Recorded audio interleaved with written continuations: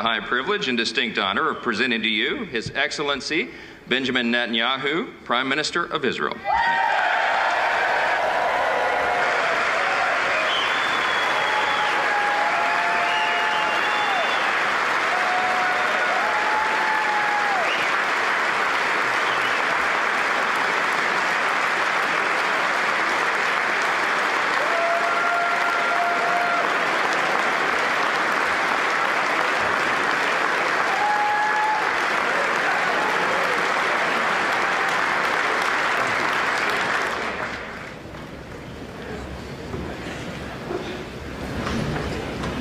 Speaker of the House, Mike Johnson, Senator Ben Cardin,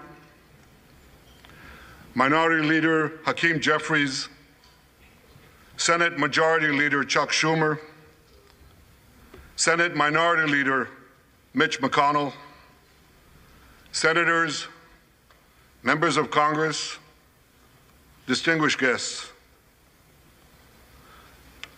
Mr. Speaker, I want to thank you for giving me the profound honor of addressing this great citadel of democracy for the fourth time.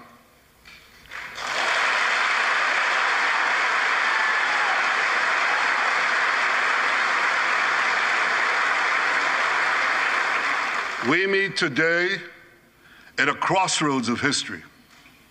Our world is in upheaval. In the Middle East, Iran's axis of terror confronts America, Israel, and our Arab friends. This is not a clash of civilizations. It's a clash between barbarism and civilization.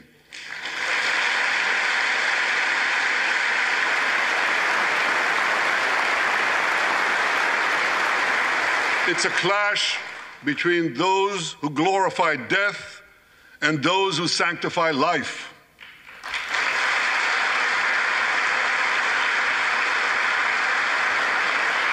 For the forces of civilization to triumph, America and Israel must stand together.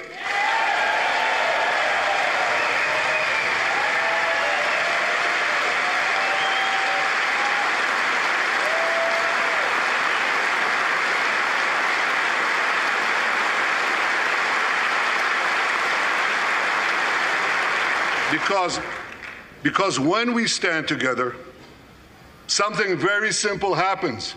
We win, they lose.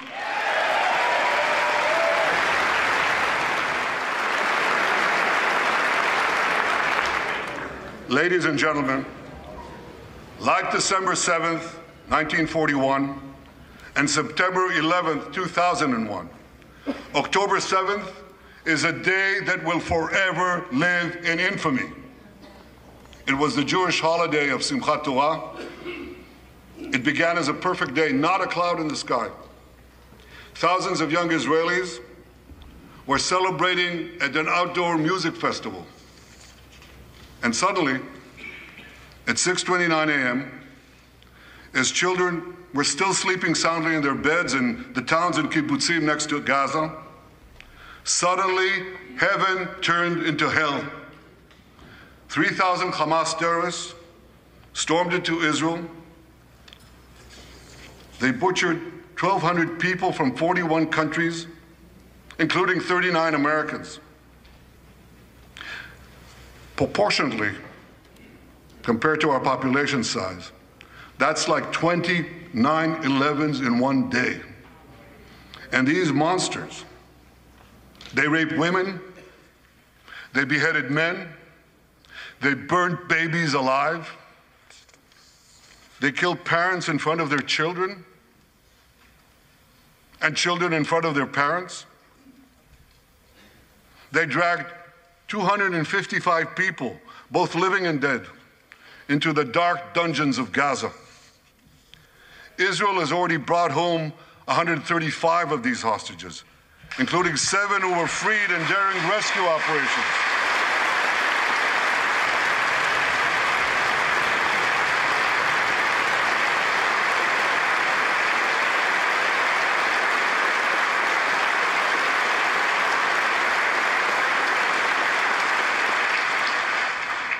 One of those freed hostages, Noor Gamani, is here in the gallery, sitting near my wife, Sarah. On the morning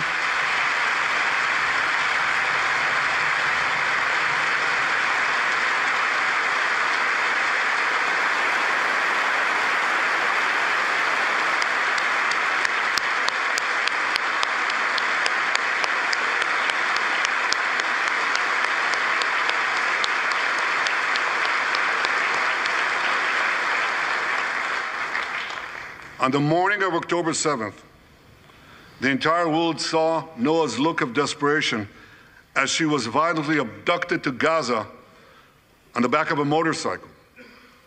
I met Noah's mother, Leora, a few months ago. She was dying of cancer. She said to me, "Prime Minister, I have one final wish. I wish to hug my daughter Noah one last time before I die."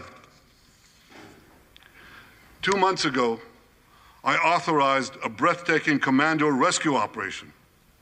Our special forces, including a heroic officer named Arnon Zmora, who fell in this battle, rescued Noah and 3 other hostages.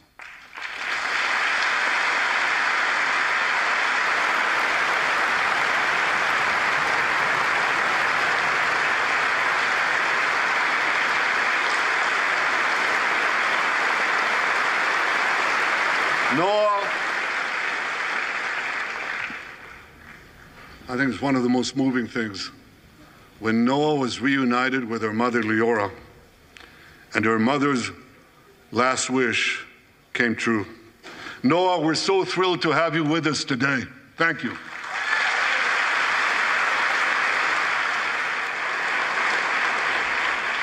I thank President Biden for his heartfelt support for Israel after the savage attack on October 7th. He rightly called Hamas sheer evil. He dispatched 2 aircraft carriers to the Middle East to deter a wider war.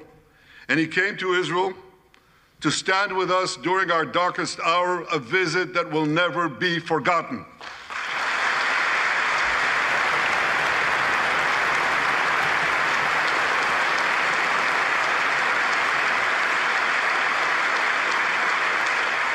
President Biden and I have known each other for over 40 years. I want to thank him for half a century of friendship to Israel and for being, as he says, a proud Zionist. Actually, he says a proud Irish-American Zionist.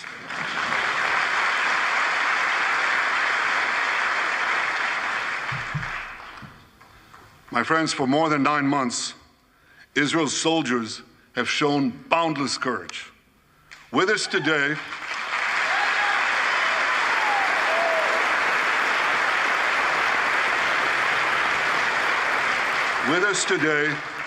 is Lieutenant Avichai Reuven.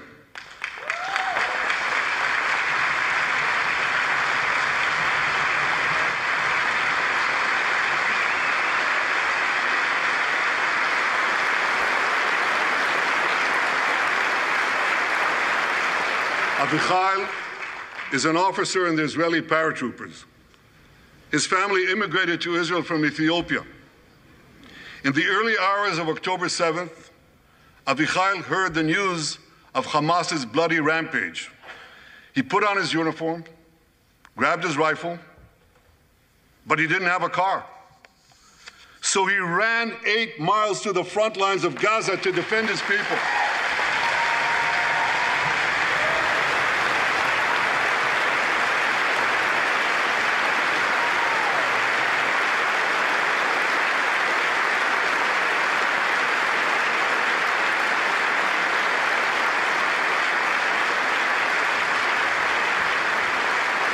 You heard that right. He ran 8 miles, came to the front lines, killed many terrorists, and saved many, many lives. Avichai,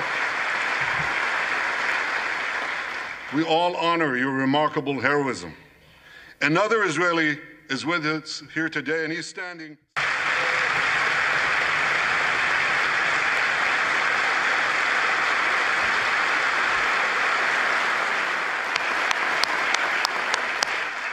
Like Ashraf, the Muslim soldiers of the IDF fought alongside their Jewish, Druze, Christian, and other comrades in arms with tremendous bravery.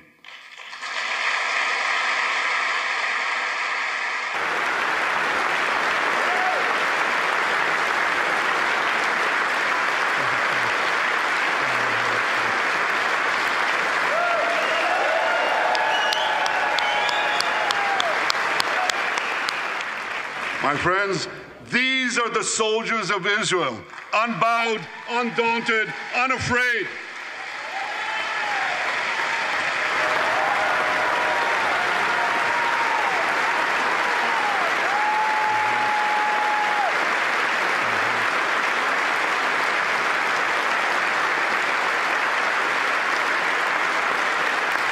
As the Bible says, Am kelavi yakum.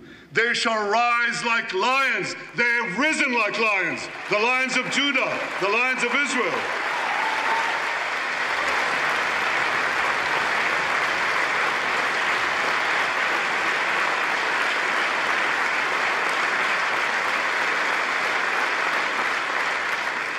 Ladies and gentlemen, the men and women of the IDF come from every corner of Israeli society. Every ethnicity, every color, every creed, left and right, religious and secular.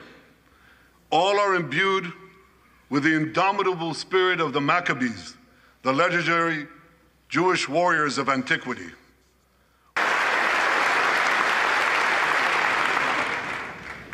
My friends, defeating our brutal enemies requires both courage and clarity. Clarity begins by knowing the difference between good and evil.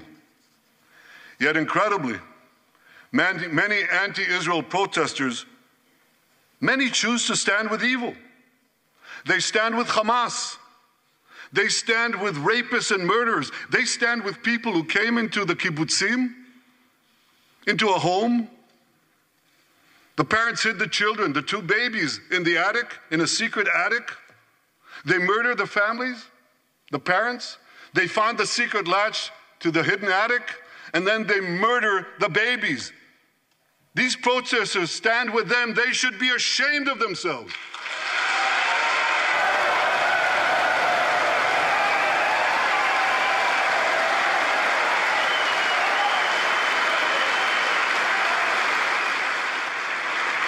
They refuse to make the simple distinction between those who target terrorists and those who target civilians, between the democratic state of Israel and the terrorist thugs of Hamas. We recently learned from the National Security Director, U.S. Director of National Intelligence, that Iran is funding and promoting anti-Israel protests in America. They want to disrupt America. So these protesters burn American flags even on the 4th of July. And I wish to salute the fraternity brothers at the University of North Carolina who protected the American flag against these anti-Israel protesters.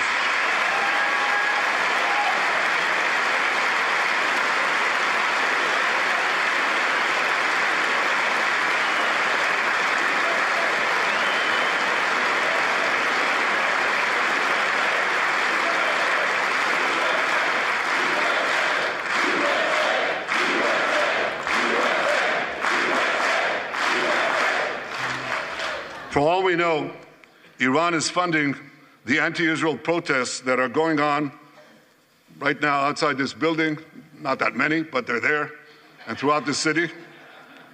Well, I have a message for these protesters. When the tyrants of Tehran, who hang gays from cranes and murder women for not covering their hair, are praising, promoting, and funding you, you have officially become Iran's useful idiots.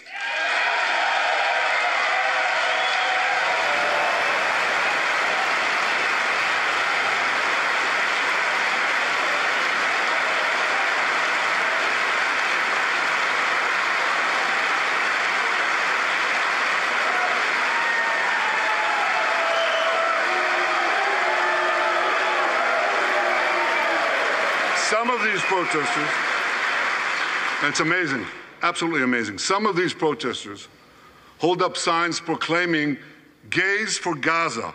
They might as well hold up signs saying chickens for KFC.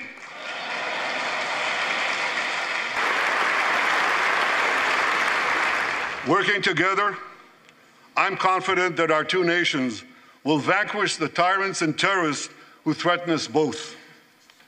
As Israel's Prime Minister, I promise you this: no matter how long it takes, no matter how difficult the road ahead, Israel will not relent, Israel will not bend. We will defend our land, we will defend our people, we will fight until we achieve victory. Victory over liberty, rather victory of liberty over tyranny, victory of life over death, victory of good over evil. That's our solemn commitment.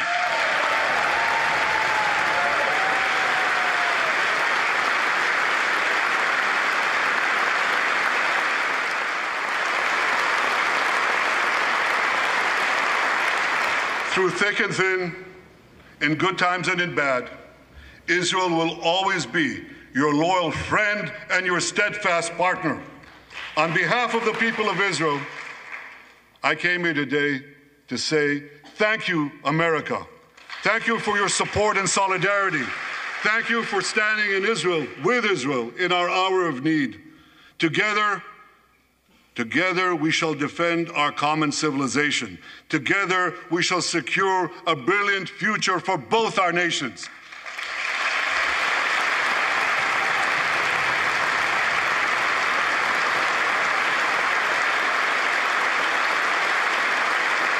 May God bless Israel, may God bless America, and may God bless the great alliance between Israel and America forever.